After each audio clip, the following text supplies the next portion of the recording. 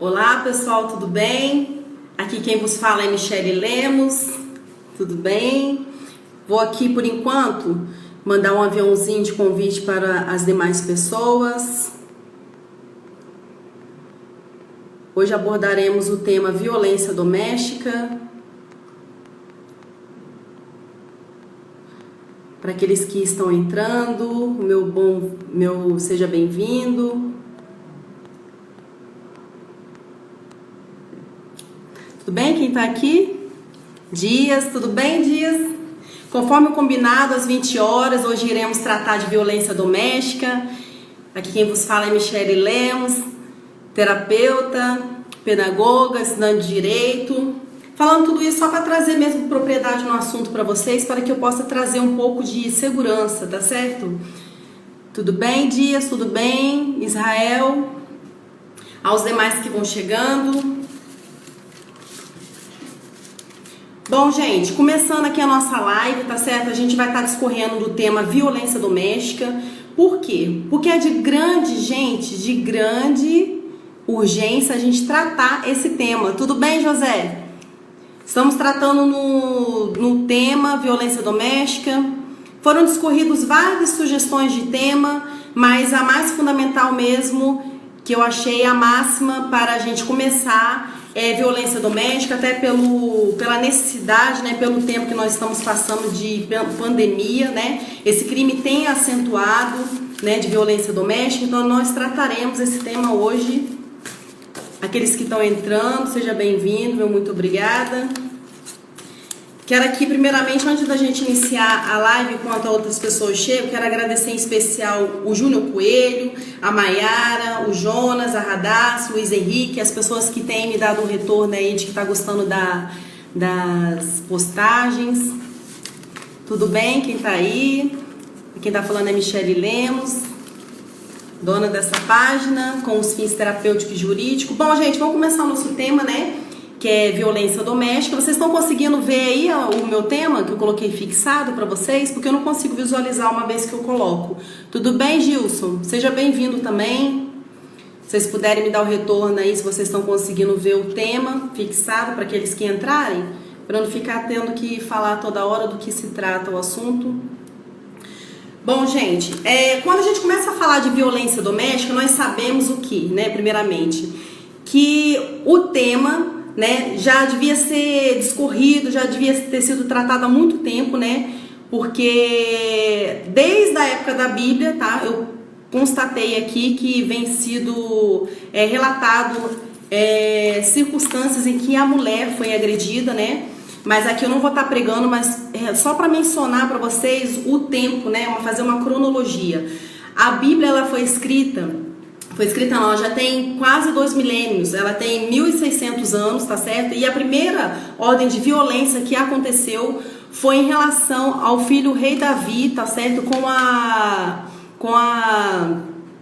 O filho do rei Davi, tá certo?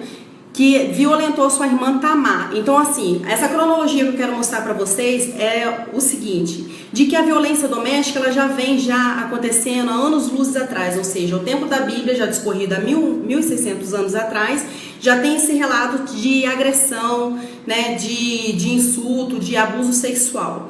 Então, a menção que eu quero trazer aqui para iniciar para vocês é essa correlação cronológica da Bíblia, que já tem 1.600 anos nessa relação, e de que a Lei Maria da Penha 11.340 ela é de 2006. Então, nessa cronologia de muito tempo e em relação a essa lei de 2006, ou seja, né, a gente só tem 14 anos de Lei Maria da Penha. E o que isso quer dizer, Michele, quando você fez a menção da Bíblia? Eu fiz a menção da Bíblia para fazer a abertura, para vocês fazerem a menção de que essa agressão, de que essa violência contra a mulher já vem anos, por milênios acontecendo, né? Então, se a Bíblia tem um contexto de 1.600 anos, então quer dizer que a violência doméstica, né, ela já vem acontecendo há milênios. Então, assim, a gente não vai mudar de uma hora para outra, tá certo? Essa trajetória, esse contexto histórico, né, da mulher ser agredida. Isso tudo é um quebra-cabeça, é um tratar aos poucos, políticas, né, que tem que ser implantadas para o combate da violência doméstica. É um trabalho perfeito de encontro com a polícia, com o Ministério Público, com as delegacias, né, com as autoridades e principalmente, gente, com a mídia, tá? Tem um evento na USP que chama USPtalk. Tudo bem, Maria Luísa? Beijo, amiga. Que tem um evento chamado USPtalk que lá traz em especial a violência da mulher. E tem uma doutora chamada Daniele que ela fez a menção de que nesse contexto histórico, nessa trama, nesse discorrer das histórias, a mídia tem um papel fundamental, né? Porque as pessoas passam a comprar a ideia da mídia. Se você pegar um jornal e ler, é muito diferente de você pegar e abrir uma TV para você ver um noticiário que seja, né? Porque grande é a demanda. Se você abrir um jornal, o que vai acontecer? É uma ou outras pessoas que vão ver aquela matéria, né? Vamos dizer assim. Agora, se você ligar um exemplo, uma novela, um noticiário, né? Que tem uma grande abrangência, que está ali na mídia, né? Que é um aparelho de comunicação que tem em várias casas. Então, o público é maior, então, ou seja, o compromisso da mídia é maior, né, em manter como se diz, a imagem da mulher.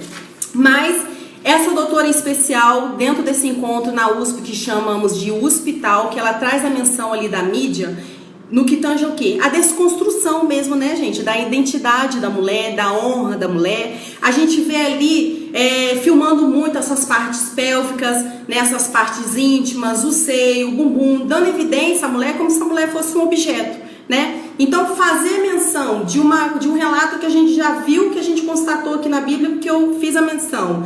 E o código traz pra gente ali uma lei de 2006, que é Maria da Penha, ou seja, a gente passou todos esses milênios, a gente passou todos esses séculos, né? E agora que a gente teve, de fato, uma lei eficaz. Então, quer dizer, para a gente fazer uma toda construção novamente do que seria a honra da mulher, o que seria o certo em se fazer, como tratar a mulher, há uma toda construção, um todo tempo, um todo tratar, tá certo? É a minha primeira live aqui no Instagram, tá certo, gente? Mas aqueles que já estão aqui, muito bem-vindo. Fico muito feliz e lisonjeada de vocês estarem aqui.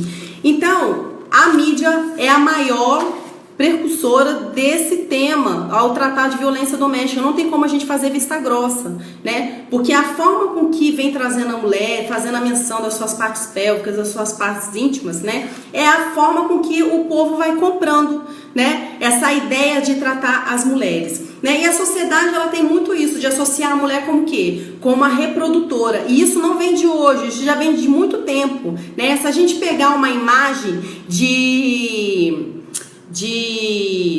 tá escrito assim, Deusa Vênus, de William Dorff. Depois procuram lá no Google de vocês. Deusa Vênus, de William Dorff. Lá tem uma mulher relatada, tá certo? Esculpida por ele. Foi descoberta agora, mas na verdade essa imagem já é desde o período paleolítico. Ou seja, é uma mulher que tem as suas regiões pélvicas, né, e seus seios totalmente acentuados na escultura, mas essa escultura ela é muito, como se diz, ela é muito curiosa porque ela não traz os braços da mulher e nem os olhos da mulher. Ou seja, é uma mulher totalmente inoperante. Então, na mídia se vê muita acentuação nisso, né, de só mesmo evidenciar as partes íntimas das mulheres.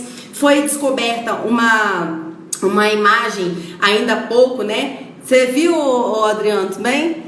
Uma imagem desde o período paleolítico, foi descoberta agora da Vênus do William Dorff. Ou seja, então são várias desconstruções da ideia da honra da mulher. Então há uma desconstrução dessa honra, né? Então a mulher é vendida como ser reprodutor apenas. Não aquela mulher que constrói, aquela mulher que é operante, aquela mulher que é digna de direitos. Hoje mesmo, se a gente tratar dentro da igreja, tá certo, gente? Eu sou evangélica, mas quando a gente trata desses assuntos, a gente tem que tratar tudo dentro da sua pauta, tudo separadinho, a gente não pode ser fanático, a gente tem que trazer as realidades. Então, por exemplo, a gente quando leva um tema desse para dentro da igreja, as pessoas na maioria das vezes não sabem o que é o feminismo. E aí você faz uma certa pergunta tentando trazer uma certa correlação. E aí o feminismo pode entrar dentro da igreja? E as pessoas falam, nossa, mas feminismo é colocar peito para fora, o feminismo é isso, é aquilo, mas as pessoas desconhecem. O feminismo é totalmente diferente do movimento feminazi. O movimento feminazi é basicamente aquele, bem para ilustrar para vocês diretamente, o tratar daquelas meninas ao fazer referência aos direitos das mulheres de uma forma distorcida, expor seios, xingar, né, fazer uma baderna. Mas o feminismo em si não, é você correr atrás do direito das mulheres. Qual é a mulher que não merece os seus direitos? Qual é as mulheres que não querem seus direitos, né? Então a gente não pode confundir, né, Adriano? Porque é totalmente diferente feminazis com feminismo. Então daí quando a gente fala que a sociedade faz essa desconstrução, então esses aparelhamentos da sociedade, no que tange a igreja, no que tange como se diz, escola, né? A gente tem que trabalhar os direitos das mulheres. Então, mesmo às vezes a gente nem tem voz dentro da igreja, dentro das escolas. A gente tem mais dentro da escola do que dentro das igrejas, mas na verdade a gente deveria ter dentro das igrejas também, porque as pessoas, muita boa parte das mulheres passam boa parte dentro da igreja, tá? A depender quem seja, mas quem presta um trabalho dentro da igreja, quem gosta de ir para a igreja, às vezes passa dias indo à igreja, mas não tem um acompanhamento, não são ouvidas, a verdade seja dita, né? E se a gente for falar de feminismo ali dentro, é como se a gente quisesse distorcer. Então o feminismo não é isso, tá certo? Não é baderna, é querer ir atrás dos direitos. Então essa desconstrução, ela tem que, na verdade, ser construída a honra da mulher, né?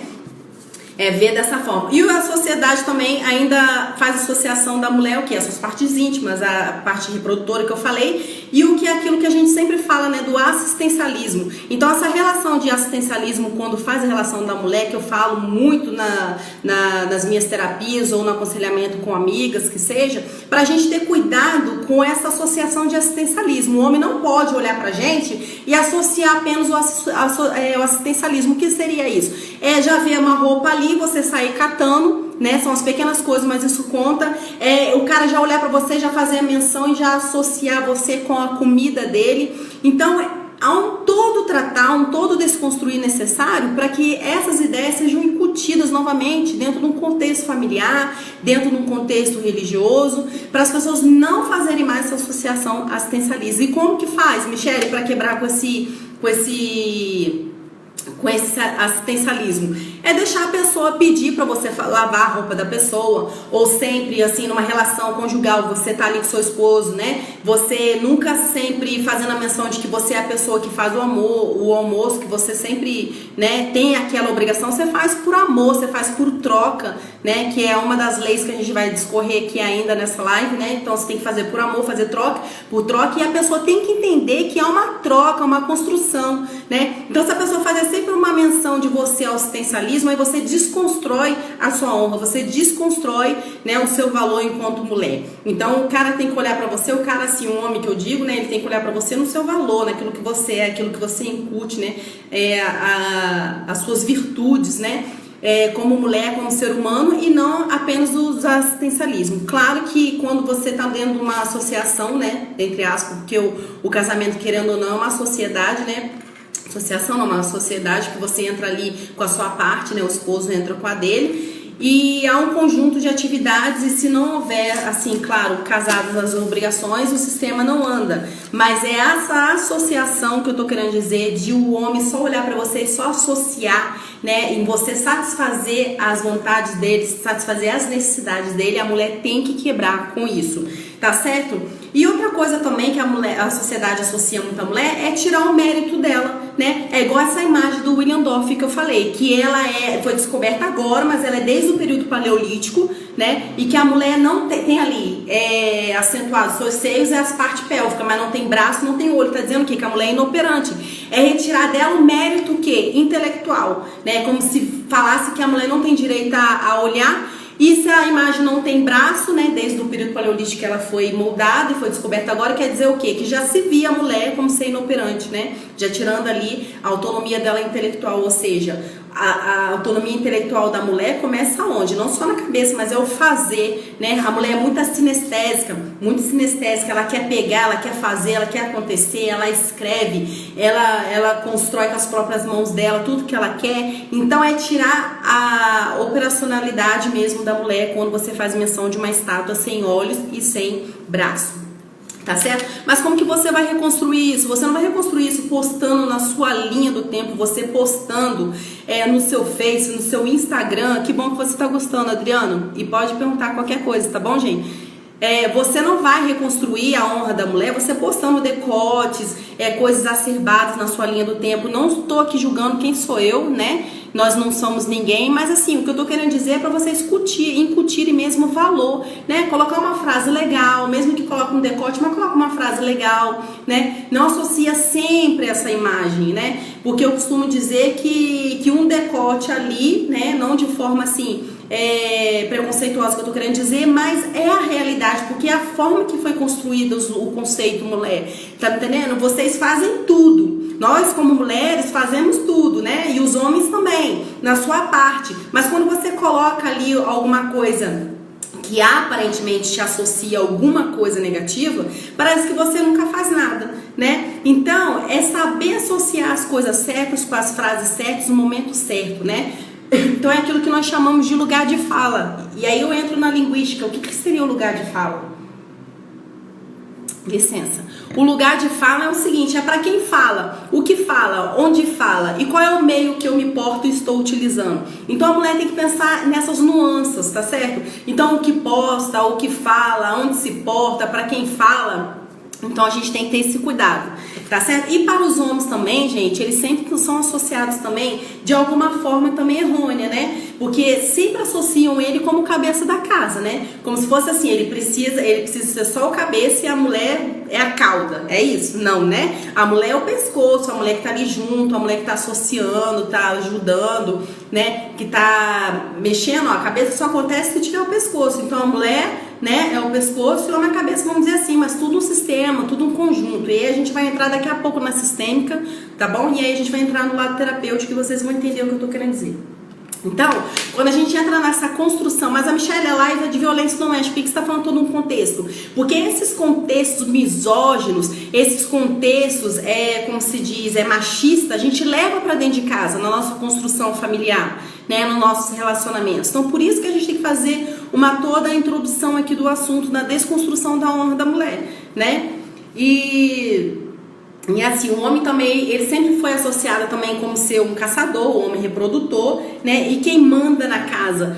A gente precisa ter em mente que quem manda na casa não é meramente o homem. Quem manda na casa é o homem e a mulher, né? Se tem um homem, se tem uma mulher na casa, quem manda, gente? É o homem da casa e a mulher da casa. Então, por isso que eu tô trazendo todas essas informações, pra gente entender o contexto machista e misógino que na maioria das vezes são levados para dentro de uma relação. O que, na verdade, lá na frente vocês vão ver que isso é uma linha muito tênue, né? Porque o cara já vem com aquilo, com aquela percepção dentro da cabeça, que aquilo distorce dentro de uma forma de uma agressividade, de uma violência doméstica, né? Porque sempre entra numa relação de poder, aquele que pode mais, aquele que fala mais, né? Aquele que insulta mais, ou seja, já vira uma relação abusiva, né? Então, ou seja, são os contextos misóginos e machistas, né? É um todo desconstruído da mulher que está entrando na sociedade, e quando a gente vai se relacionar com alguém, esse contexto misógino e machista, eles são incutidos dentro da relação, tá certo? E a gente tem que levar em consideração que para a gente ter um sistema feliz dentro da nossa casa, dentro de qualquer relação, a gente precisa não tirar a presença do homem e nem da mulher. O que eu tô querendo dizer? Que nessa construção também do valor da mulher, a gente acaba esquecendo do valor do homem. E a gente não pode, né? Dentro de um sistema, para ele ser muito feliz, o que a gente precisa? A gente precisa da figura do homem, a gente precisa da figura da mulher, né? Então, ambos são importantes, gente, dentro de um sistema, tá certo? Então, para se ter harmonia, ambos têm que ter o seu valor, ambos têm que ter o seu pertencimento e o lugar de voz, e é onde eu vou entrar aqui. Então, por que, Michelle, você fez toda essa menção? Para quem está chegando agora, eu fiz toda a construção, desconstrução da honra da mulher, do que de fato acontece, porque a gente, quando vai se relacionar com alguém dentro de casa, de uma relação doméstica, que a live hoje se trata de violência doméstica, né? Se você é uma pessoa que vive dentro do contexto machista e misógino, a sua tendência é levar todo esse contexto para dentro de casa. Então, quando você entra na luta, né, de querer muito o seu direito enquanto mulher, o que você faz? Você esquece o direito dos homens. E aqui eu estou adentrando as leis de Bert Helling, do psicoterapeuta, antes de adentrar a lei dele, para dizer o quê? Que ambos são importantes para o sistema. Então não se desfaz do homem e nem da mulher dentro desse sistema, tá? Para que ele seja feliz. Bert Helling, o psicoterapeuta, traz 3 leis, tá bom, gente? Que elas não podem ser quebradas para que a gente construa ali de fato uma boa relação doméstica, outras relações, mas em si hoje a gente vai se tratar de relação doméstica. Então, para a gente tratar de uma forma mais saudável o amor dentro de uma relação doméstica, a gente precisa da primeira lei. Na verdade, são 3, tá? E aí eu vou lembrar vocês aí no discorrer, ó. Pertencimento, tá? A gente precisa também da segunda lei, hierarquia, e a gente precisa da terceira lei, que é o equilíbrio. Pertencimento é o que Beth Helling fala, né? Que é naquela luta que eu falei ali, né? A gente quer lutar tanto pela mulher que a gente esquece do homem, e ambos são importantes no sistema. Quando a gente fala de pertencimento, é um exemplo, tá? Se nessa casa tem 4 pessoas, as 4 pessoas devem pertencer a esse sistema. Ou seja, João, Maria, Joaquina e Joaquim tem que ter voz dentro de casa. Então, os 4 devem pertencer, os 4 devem ter voz dentro de casa, tá certo? Então, para ter uma relação saudável, todos têm que se sentir ouvido, todos têm que se sentir acolhido, todos têm que se sentir tomado no coração, que a gente chama dentro da constelação familiar. Tá certo? Porque quando a gente toma no coração, a gente respeita a forma com que o outro vem, né? A gente respeita a forma com que o outro faz a abordagem, a forma com que o outro veio pra gente, tá certo? Então, a segunda lei do amor é hierarquia. A hierarquia é a gente respeitar o que é a ordem, né? Então, se o esposo, a esposa que está ali numa relação doméstica, se não respeita a ordem, a hierarquia, não há uma relação boa e saudável. Voltando ao pertencimento, o homem, ele não leva em consideração que a esposa também tem voz em casa. Então, já tem um fator aí que possa discorrer numa possível violência doméstica, porque um sempre quer falar mais do que o outro, né? Mais alto do que o outro. Beleza, já fechamos a lei do pertencimento. A segunda lei, né, retomando, é a hierarquia, respeitar quem chega primeiro. Exemplo, tá? É um exemplo que eu sempre dou e é taxativo. Ou seja, dentro de uma relação, eu casei com o Rafael, mas antes de casar com o Rafael é meu marido, tá? Eu casei com o Lucas, é um exemplo. Aí, não pode tocar o nome do Lucas dentro de casa, porque se tocar quebra o pau. Vamos dizer assim, né, para vocês entenderem. Ou o meu marido já foi casado com uma mulher e não pode tocar o nome daquela mulher na minha casa. Vocês não podem tratar a relação dessa forma. Se vocês tratarem a relação dessa forma, é uma relação que não tem confiança, uma relação imatura, né? Porque o que acontece? Para a relação, para o amor acontecer de uma forma saudável, lembra que a gente tem aqui as 3 regrinhas, as 3 leis que não devem ser quebradas, que é pertencimento, hierarquia e equilíbrio? Quando você fala que aquela pessoa em nenhum momento pode ser comentado dentro da sua casa, é como se você dissesse assim para o seu marido ou para a sua mulher dentro de um contexto familiar: aquela pessoa nunca pertenceu ao seu sistema, mas desculpa, essa pessoa pertenceu ao sistema e você tem que entender de alguma forma que aquela pessoa pertenceu. E quando você demonstra que quando seu esposo, seu companheiro fala daquela pessoa, porque em algum tempo fez a menção daquela pessoa, não porque queria, porque tá no automático, no inconsciente, já fez parte do contexto da pessoa, já fez parte da vida, das emoções, já aquilo tá entranhado, tá no inconsciente, né? E a pessoa vai falar, e quando você entende, você toma no coração, você entende, ao tomar no coração, né? Tomar no coração dentro da constelação é aceitar como veio. Então, se eu quero o bem do Rafael, meu marido, se ele quer meu bem dentro da relação, e se eu já vivi com uma pessoa antes, e porventura eu toquei o nome dessa pessoa ou ele dentro de uma relação, estão me entendendo, gente? Dá um joinha, fala alguma coisa. Quer dizer, eu estou respeitando a pessoa que eu estou me relacionando. Então, é um dos fatores que não vai alarmar o que? Uma violência doméstica, né, Michele? Mas são coisinhas, mas é de grão em grão que a galinha chupava, né? Michele, é coisinha pequena, mas é de goteira em goteira que você enche o copo. Então, tudo começa nas pequenas coisas, tá? Vamos para a terceira lei, então, né? Do relacionamento, para que o amor consiga ter harmonia dentro de casa, para que não haja uma possível violência doméstica. Então, nós falamos de pertencimentos, todos devem pertencer. Hierarquia, todos devem respeitar quem chega antes, quem chega depois, né? E dentro da hierarquia também eu quero falar também uma coisa que eu esqueci, que é muito primordial. Minha mãe sempre fala isso. Ah, que bacana então, né, Adriano? Que você foi contextualizada aí dentro de um contexto bem, né, consciente. Isso é muito bom. Relembrando lá na hierarquia também é muito interessante que às vezes a mulher, ela aborta, né?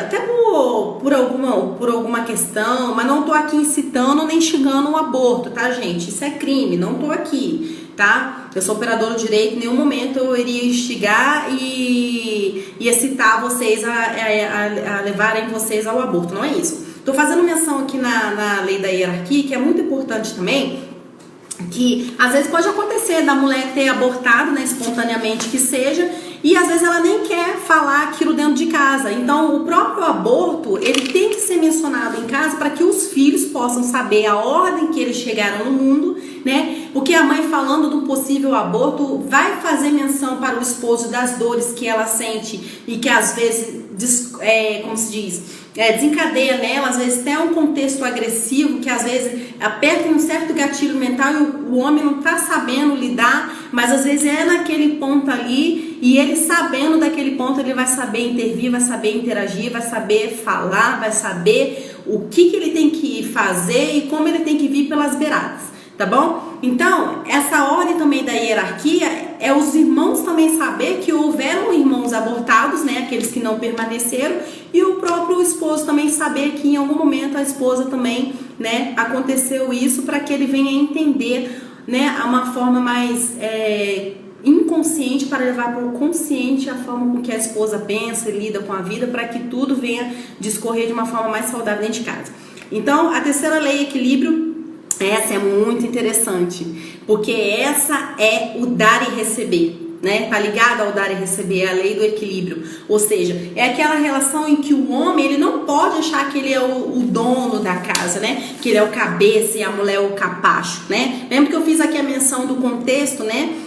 Misógino, machista, pra gente adentrar, pra gente começar a nossa live. Então o homem que entra dentro desse contexto, né, de desequilíbrio, né, que ele não leva em consideração esse dar e receber, ele entra de uma forma inconsciente achando que ele é o dono da casa, que ele tem que dar ordem, que as coisas têm que ser da forma dele, que aquilo que ele der a mulher tem que aceitar. Ele não entende que o relacionamento saudável é uma troca. Então tudo há uma troca para que o amor venha de uma forma saudável, para que os relacionamentos se constroem de uma forma saudável.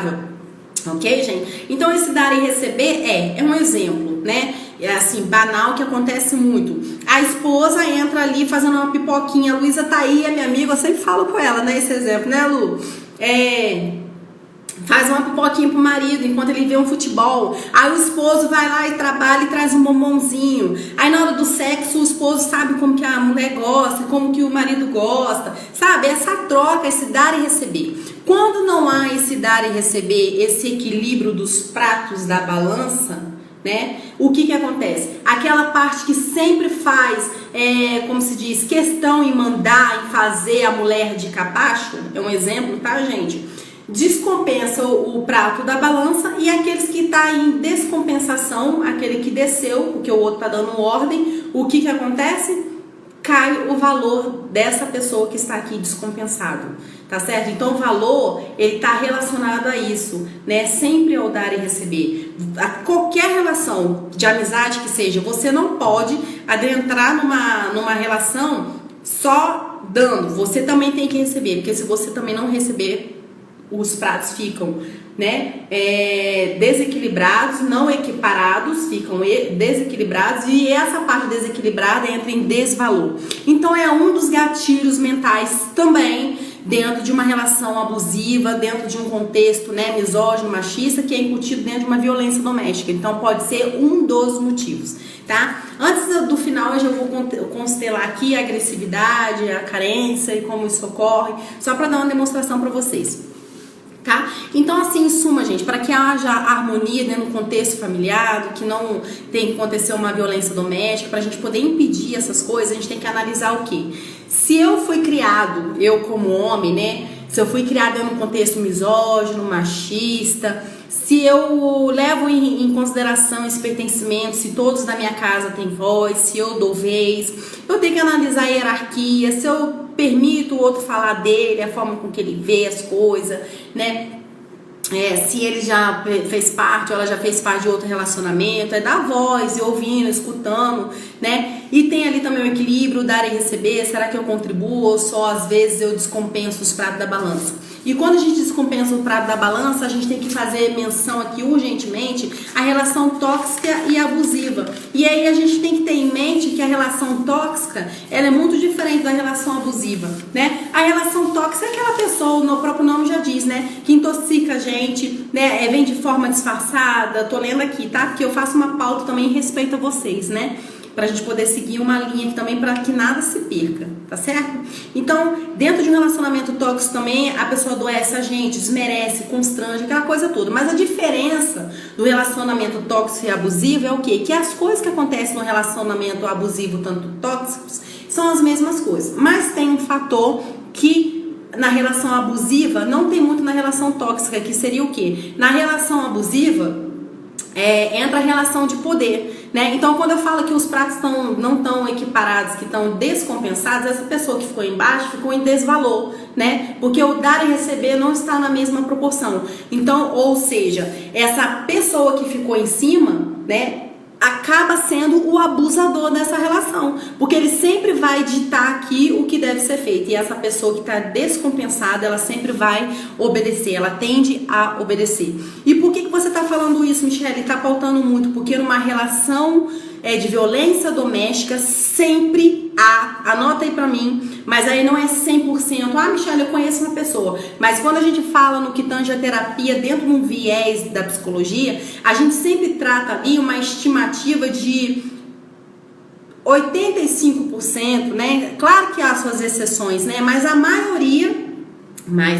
maioria ali é por conta de que sempre tem um agressor, e se tem um agressor, tem uma pessoa carente. E o que eu quero dizer isso? Se os pratos não estão equiparados, estão descompensados, essa pessoa em desvalor aceita esse tipo de tratamento, esse tipo de relação, então quer dizer que essa pessoa que se coloca em autoridade, em poder, essa pessoa pode ditar o que ela quiser. E essa que está em desmerecimento, em desvalor, que seja, né, é uma pessoa carente. Por que é uma pessoa carente? Porque é uma pessoa que se conhece, tá? Porque uma pessoa que se autoconhece, essa é a palavra, a pessoa tem a noção das suas emoções, né? Então a gente tem aqui várias emoções, a gente tem por volta de 27 emoções e a gente tem que se descobrir. A gente tem medo, raiva, nojo, surpresa, admiração, apreciação, romantismo, nostalgia, a gente fica irado, a gente tem diversas emoções, né? Então se é uma pessoa triste, apaixonado, então são várias emoções que nós temos, então tem que ilustrar aqui para ficar na mente de vocês, né? Então se é uma pessoa que não sabe das suas emoções, que é uma pessoa carente, a pessoa vira uma presa fácil mesmo, e aquela outra pessoa faz com a gente o que quiser, e aí a gente acaba entrando num contexto de violência doméstica, né? Ou seja, a gente acaba aceitando tudo. Então, porque assim, vamos concordar, vamos convir de que uma pessoa em uma relação em que ela sabe que ela não pode com aquela outra pessoa, vamos dizer assim, ou até por relação de status, ou porque a pessoa nunca deu brecha, ou porque a pessoa, entendeu? Porque a pessoa nunca se colocou numa relação de carência. Ou seja, se o seu agressor, se aquela pessoa que está relacionando com você, se ela sabe que você é uma pessoa extremamente carente, tá? Ela vai fazer de você de gato e sapato, você pode ter certeza, tá? Vai mandar você calar a boca, a hora vai vir, vai ficar te explorando.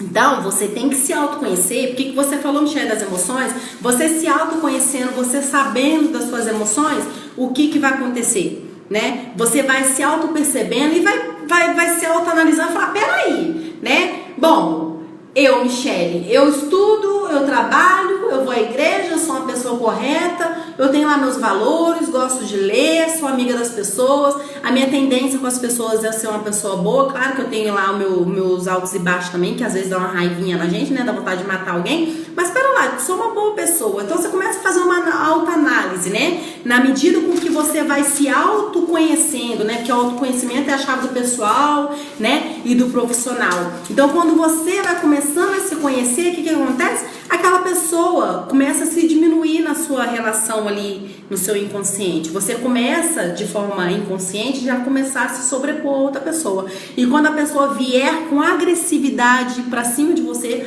você vai dar um basta, de forma automática. Você vai dizer, não é assim não, alto lá, entendeu? Eu auto me conheço e eu bem pude analisar aqui que o negócio não é bem assim não, né? Então eu tenho o meu valor, peraí, as coisas não é desse jeito. Então esse prato que estava desequilibrado, e essa pessoa que estava aqui no trabalho de equidade, mas desvalor, né? Porque esse prato está descompensado, no autoconhecimento, que é a chave do profissional e do pessoal, né, em se conhecer, em se desdebrochar, em se desenvolver, ela mesma de forma automática ela vai começar a cortar a desse agressor. E quando ela começar a cortar desse agressor, né, ele vai vendo que não tem vez com ela. Então, de fato, a violência doméstica sempre acontece de 85%, aquilo que eu falei pra vocês, né, a gente não trabalha de números 100%, que sem as suas exceções, tá? Mas 85% basicamente tem uma pessoa agressiva e 85% sempre tem uma pessoa carente, tá? Para poder sobressair uma em cima da outra. E onde que entra a terapia aí? O bacana da terapia porque quando eu disse que não é 100%, que sempre há uma pessoa carente nessa relação do dar e receber e que está descompensada, e essa pessoa que ficou descompensada na balança aí é o carente. Olá, Alessandro, tudo bem, querido? Olá, Coen, bem? Então, quer dizer, quando você faz uma terapia, você começa a perceber as coisas que acontecem com você de forma inconsciente. E aí você tira do seu inconsciente ali, com trabalhar, com a escuta qualificada de um terapeuta, de um psicólogo, porque veja que a terapia, ela não é o escutar qualquer, né? Vamos dizer assim, de um vizinho, de um amigo que você conta, claro que você tem que conversar, né? Tem aquelas pessoas que você se abre, mas é aquela escuta qualificada, aquela escuta que vai organizando, né, dentro de você as suas dúvidas, os seus pormenores, os seus problemas. Então, a terapia ela tira do inconsciente, leva para o campo do consciente. O que seria o campo do inconsciente e do consciente? É como se fosse assim, basicamente, né? O inconsciente é aquilo que você não vê, né? Para ilustrar assim, para ficar bem legal para vocês, é aquilo que não vê, vamos dizer assim. E o consciente você já traz para o campo mais concreto, você já começa a visualizar quais são os problemas, as nuances, a nascência, onde nasceu ali o problema. Então, a terapia é isso, é basicamente a ressignificação disso, de que você vai tirar do inconsciente a parte que você não consegue tocar, que você não consegue ver, né? E você leva para o concreto. E uma vez levado para o concreto, que você começa a visualizar de fato o que está acontecendo com você, aí sim, minha irmã, meu irmão, você começa a trabalhar em você e começa a ver de fato o que está acontecendo, até onde você permite, você começa a conseguir visualizar suas emoções, a trabalhar suas emoções, trabalhar autoconhecimento, autoestima, e não há quem te segure, tá certo? Então, a gente precisa fazer terapia, até o próprio psicólogo, terapeuta, que ouve tanta gente, a gente precisa se organizar, a gente precisa ter uma escuta qualificada, pra gente poder relaxar, pra gente analisar o inconsciente. Olá, Vladimir, tudo bem, meu amigo? Beijo, também? Né? E poder tratar, porque todo mundo precisa de tratamento, né? Já não tem mais aquela ideia de que psicólogo é pra doido, gente, de que terapeuta é pra doido, né? Misericórdia. Licença. A gente já tá em pleno século XXI, que a gente tem que ter aquela inteligência de saber que qualquer ser humano na face da Terra precisa ser organizado, né? Precisa de uma escuta qualificada, precisa de uma pessoa, né, para ouvir, né, para poder organizar, para ajudar, para ter mesmo uma escuta qualificada ali, para poder organizar, né, o pensamento da pessoa, para a pessoa se autoconhecer, tá certo? E eu queria adentrar também num assunto muito bacana dentro da violência doméstica aqui, que é contra os pastores também, tá certo? Uma pessoa chamada Júnior Coelho, hoje veio até no Instagram, eu fiquei muito feliz, porque ele falou assim: Michele, eu vou adicionar você no meu WhatsApp, porque eu quero que você passe algumas coisas pra mim, porque eu sou da igreja e eu tô no grupo. Ah, faz sim, Adriana, é tão bom pra você poder se organizar. Todos nós precisamos de terapia, tá certo? Até pra você ver o que tá acontecendo com você, você se organizar, né? É tão bom que aí as coisas vão fluir melhor ainda pra você, tá bom? Então essa pessoa falou: Michele, eu preciso que você fala algumas coisas no áudio, que aí eu vou mandando, vou caminhando aqui pro meu pastor, porque ele aconselha muitas pessoas, e para ele ver as suas postagens, você faz alguns áudios quando a gente precisar. Eu falei: claro que sim. Então eu fiquei muito feliz, por quê? Porque quando eu falei aqui dos pastores, é o seguinte, tá? Eu sou filha de pastor e eu tenho ciência de que esse território religioso, ele é muito, como se diz, ele é muito sensível, né? Porque tem todo o sigilo ali. Como tem um sigilo ali para os pastores, para os padres, para os psicólogos, terapeutas, ou seja, a gente faz aquela escuta qualificada, a gente faz todo o trabalho, a gente vê de tudo ali, né? E tem aquele sigilo de não contar para ninguém, aquela coisa toda, né? que está expresso em lei, mas enfim. E o pastor, ao ouvir aquilo, ele precisa também ter uma preparação, né? Para ele saber até onde ele tem que intervir, no que ele tem que passar para frente, o que ele pode, o que ele não pode, como ele deve aconselhar os seus fiéis. Então, como a gente está falando aqui dentro um dos desdobramentos da violência doméstica, a gente está adentrando aqui a terapia, então recomendo você, pastor, padre, todas as pessoas que aconselham outras pessoas, fazer uma preparação, fazer, né, um curso bacana, para que vocês possam aconselhar de uma maneira mais, assim, como se diz, não é rentável, de uma maneira mais qualificada mesmo, para que vocês possam auxiliar mesmo de fato essas pessoas como elas merecem, como tem que ser de fato, tá? Por que eu tô falando isso? Porque tem muita gente que entra dentro daquele contexto da Bíblia de que Deus abomina o divórcio. Tudo bem que Deus abomina o divórcio, mas, gente, tem lá também as instruções na Bíblia para quem é religioso, tá, gente? Que eu tô falando aqui na live, tá bom? Tem lá também que Deus dá a carta do divórcio também para certas circunstâncias. Uma delas é a violência doméstica. Não tem como, não tem cabimento você ficar dentro de uma relação que você é saco de pancada e o pastor tá falando para você ficar nessa relação porque Deus não é a favor do divórcio. Então você, quando é esclarecido, você tem uma qualificação, você sabe aconselhar as pessoas, o que vai acontecer?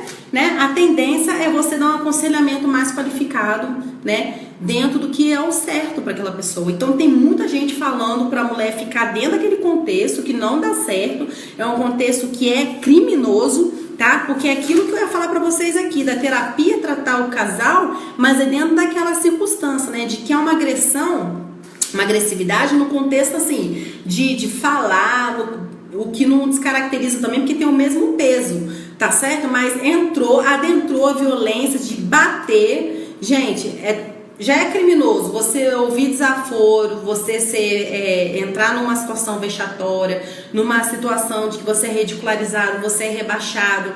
Então, gente, também, mais ainda é crime, mais ainda, né, vamos dizer assim, tem uma... Vamos dizer assim, né, entre aspas, como se tivesse uma qualificadora, né, vamos dizer assim, né, para aumentar mesmo o grau. Mas ainda quando você entra dentro de uma violência física, então não tem o porquê você dizer para a pessoa ficar dentro daquela relação. E tem pessoas que se relacionam com psicopatas. E aí, como que você faz com psicopata, né? Porque o psicopata, eu ainda vou falar deles aqui, eles têm um problema, uma anormalidade no sistema límbico, porque eles nasceram assim, então eles zero emoção, é só razão. E se você vê algum tipo de emoção que seja nesse ser humano, é esboçamento, mero esboçamento, ou seja, ele articula tudo aquilo, ele faz todo o teatro, mas aquilo ali não existe dentro dele. Se você se relaciona com o psicopata, que você entra dentro de uma relação dessa forma, e o seu pastor fala para você continuar dentro desse contexto, né? Você morre, minha filha. Então, por isso que um desses desdobramentos da violência doméstica que eu tô falando aqui, quando eu falo de terapia, é que os pastores também, as pessoas, outras pessoas que aconselham dentro de um contexto doméstico, tem que fazer uma preparação. Tem que saber onde está pisando, tem que saber aconselhar, tem que saber escutar, tem que saber até onde vai levar para outras pessoas, porque também tem um sigilo.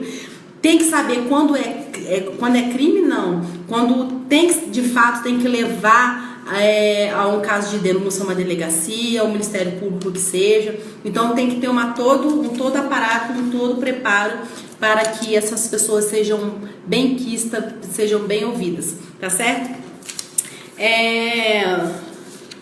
Adentrando aqui rapidamente aqui deixa eu ver aqui. Então é aquilo que eu falei, né? Dentro de uma constelação familiar sistêmica, geralmente o homem vem com agressividade, né? Porque ele se percebeu dessa forma. Um exemplo muito recorrente é um homem que cresceu dentro de um contexto agressivo, né? Vendo o pai. Tem também Claro que você tem que fazer uma terapia para você se estudar, você saber o que está no seu inconsciente. Lembra que eu falei? Para a gente poder levar para o consciente, para a gente poder visualizar ali no campo o que de fato aconteceu, por que você é uma pessoa agressiva. né? E tem aquele contexto também de que a pessoa é um exemplo, tá? Uma pessoa que às vezes foi criada sem o pai, sem a presença do pai, foi criada ali com a mãe, com a avó, e a vida lhe quis, assim, muita força, sentido de força, né? De agressividade, para tomar uma iniciativa no tratar das coisas, para ver as coisas acontecendo. Então essa pessoa, quando casa, o que acontece? Essa pessoa leva muito essa agressividade pro casamento. Oi, Clara, meu amor, tudo bem? Tô repetindo aqui a mesma live que eu fiz aí na sua igreja, para o pessoal poder conhecer aqui. Então, quando a pessoa é criada dentro do contexto, né, de agressividade, ele se percebe ali como uma energia para fazer as coisas, né, e ele não sente necessidade de cortar, né, vamos dizer assim, não dar tchau para aquela agressividade, porque até certo ponto adiantou, né, vamos dizer assim, entre aspas, né, para vencer o mundo, que não foi criado com a presença do pai, aquela coisa toda. A pessoa vem levando essa agressividade para dentro do relacionamento, e ela tem que ter a noção de que ela tem que tratar aquela agressividade, porque senão ela vai perder o casamento, vai perder aquela relação amorosa, porque as pessoas não estão aí para serem, né, entrarem em relação abusivas, em relações vexatórias, desprezivas. Então tem que tratar através da terapia. A gente faz uma constelação através de bonecos e a gente faz um todo ver aí do que está no inconsciente. A pessoa passa a ver no concreto pro consciente, né? Passa a ver no concreto ali o que de fato está acontecendo e começa a trabalhar, tá certo? E outra coisa que eu ia falar para vocês, que vamos falar um pouquinho da Lei Maria da Penha, que ela é de 2006, tá? Ela nasceu, não sei se vocês sabem, porque o que acontece quando o nosso Estado ele se omite, o Estado, assim, quando eu falo aqui nesse contexto, é nação, tá? Estou falando no que tange aos direitos humanos. Quando o Estado, a nossa nação, ela se omite em alguma coisa, o que acontece? Como o Brasil é signatário dos direitos humanos, ele tem que fazer algum tipo de mecanismo para que aquela omissão, de fato, ela entre em execução. Ou seja, a Maria da Penha, né, que é a titular do nome da Lei Maria da Penha, ela foi agredida pelo seu agressor, pelo seu esposo, e ali seu marido, e ali ela até entrou em cadeira de roda, aquela coisa toda. Então, olá, meu amor, eu sou pedagoga terapeuta estudando direito, Rosemary, né? Oi, Rosemary, tudo bem? E quando ela entrou dentro de um contexto todo assim de machismo, de misoginia, de destratar, sabe? Ela entrou até no estágio de cadeira de roda. O que acontece? Ela entrou dentro de todas as instâncias jurídicas, né? E ela tentou fazer ali, pegar, vamos dizer assim, né, o que era bem dela, e ela não conseguiu do Estado. Então, o que ela fez? Ela entrou na Corte Interamericana para poder pedir os seus direitos, para que o Brasil, uma vez signatário dos direitos humanos, uma vez que ele ratificou, ele assinou, né? Ele tinha que cumprir todos os direitos, né? Então ela exigiu lá, uma vez que esgotou todas as instâncias dentro do Brasil, porque aí, esgotadas as instâncias dentro do Brasil, esse nome de quê? De que nada foi feito, né? Nesse caso, e exigindo um mecanismo, né, uma vez que ratificou com os direitos humanos o Brasil e é signatário, exigindo um mecanismo maior para que as mulheres vítimas de agressão, né, de violência doméstica, fossem assistidas, e que algo de fato fosse feito. Então, deu-se a Lei Maria da Penha em 2006, ou seja, todo esse contexto misógino, machista que nós víamos trabalhando aqui a noite toda, e que a gente até mencionou a Bíblia, que tem lá um milênio,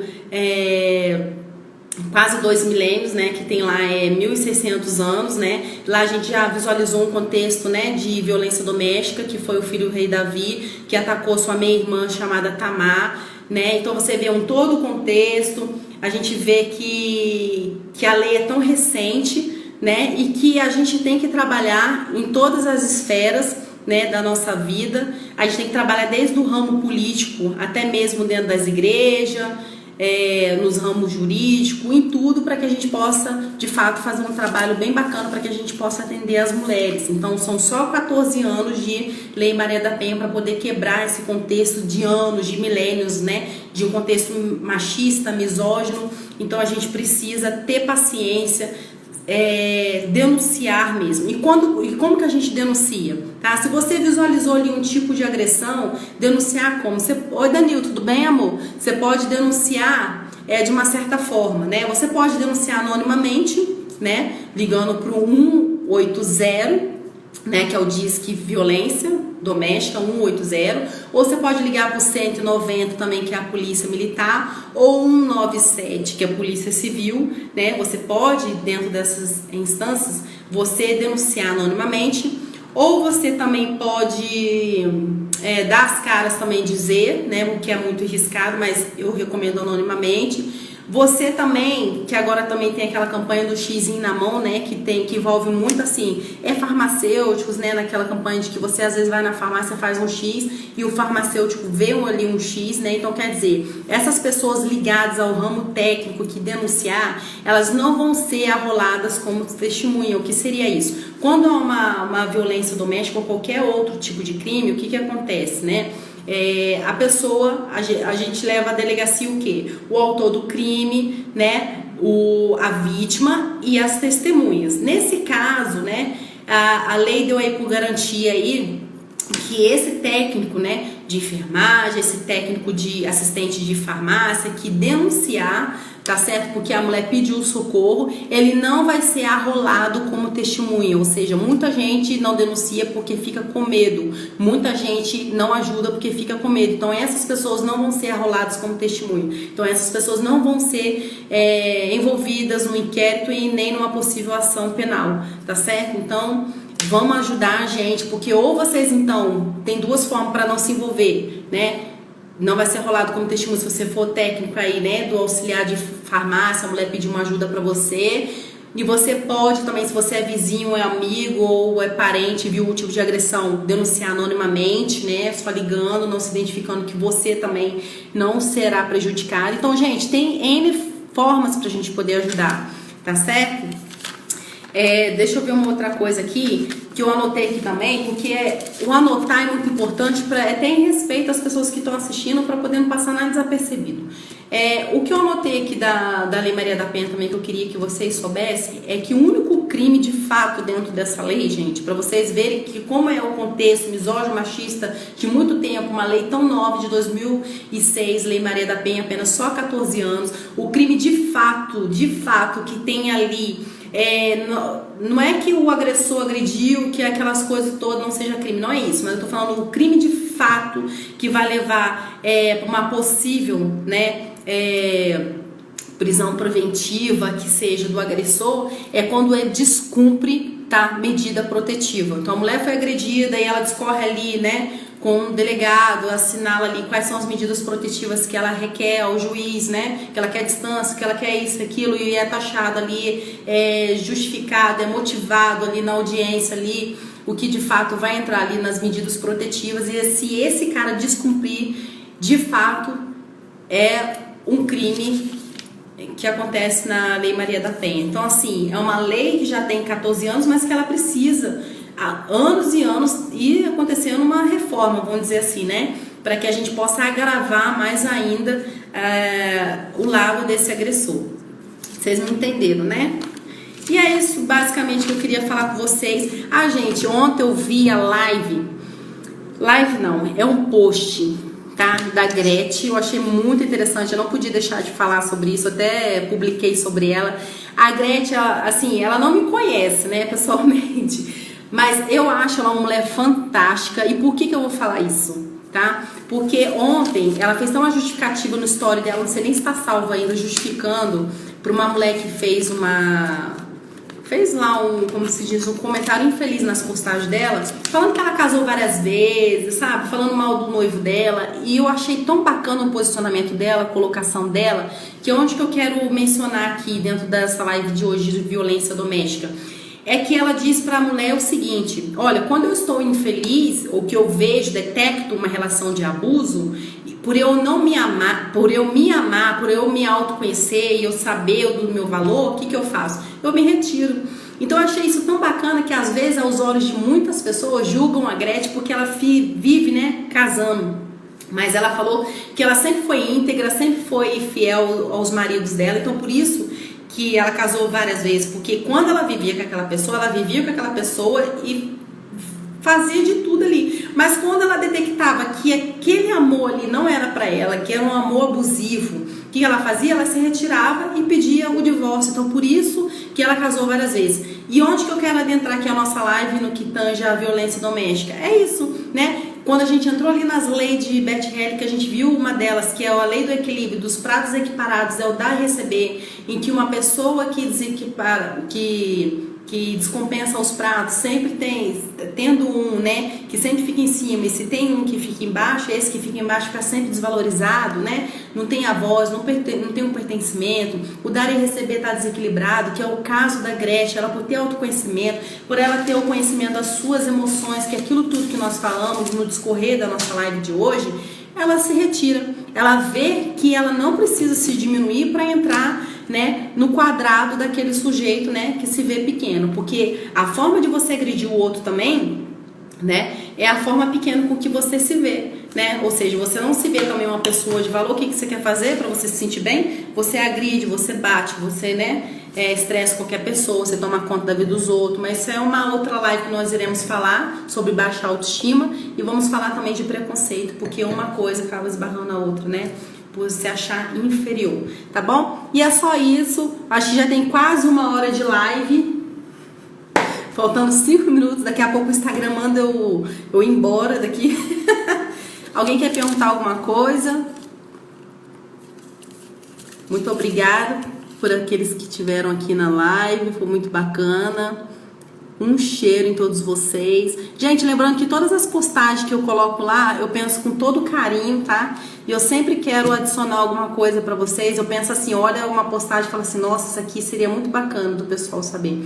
Aí eu vou lá e coloco. Sempre pensando assim, sabe? Com muito carinho, muito amor. Todo mundo sabe que eu adoro meu vinho. Coloquei lá também os benefícios do vinho também, que faz muito bem à saúde. Tá bom? Peço que depois vocês vejam. E é isso, espero que vocês tenham gostado, tá? Não sou dona da razão, tô aqui sempre para adicionar alguma coisa. E nessa troca muito bacana a gente vai se conhecendo, tá bom? Ah, Adriano, obrigada. Você é um amor. Obrigada, tá? E é isso, a vida vai nos apresentando as pessoas muito bacanas, né? A gente, quando trilha um caminho muito bom, Deus coloca na nossa vida pessoas muito bacanas, né? Você vê o Adriano aí, tá gostando da live, ele falou que tirou o print, com certeza depois ele vai mandar pra mim, né? O Vladimir, que é meu amigo também, muito obrigada. O Danilo mandou um oi. O Anderson, né? A Mota. Ó, só gente bacana, gente. A Rosemary, maravilhosa. A Clarinha. A Professora e Companhia. CAW, oficiais. Essa é da Marinha, provavelmente. Muito bacana. Tô dando um ok aqui para quem já esteve aqui também. A Coin, a minha irmã Merielle, a minha amiga Maria Luísa, a Sônia Lindona, o Edson, que sempre tá aí conosco. Meu muito obrigada. A Erenilda, o Birajara. Gente, é muita gente bacana, é muita gente boa. Bom, então só tenho que agradecer. Então eu coloquei lá na minha lista de sugestões para que vocês sugerissem lá um tema, né? E as pessoas discorreram lá o tema. E a próxima live vai ser sobre adoção. Vou estar falando dentro do viés também terapêutico, um viés jurídico. Vou estar explicando por que uma pessoa que é a padrinha não pode entrar numa linha de adoção, não pode entrar na lista de adoção. Vou estar falando dentro do viés também terapêutico, tá bom? Que esse foi o próximo tema a ser abordado, tá? E hoje eu fiz a questão de adentrar, de começar a minha live no Instagram com esse tema violência doméstica, tá? Porque devido à necessidade, tá bom?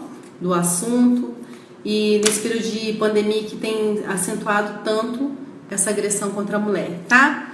Beijo, fiquem com Deus, que já vai encerrar aqui. Tchau!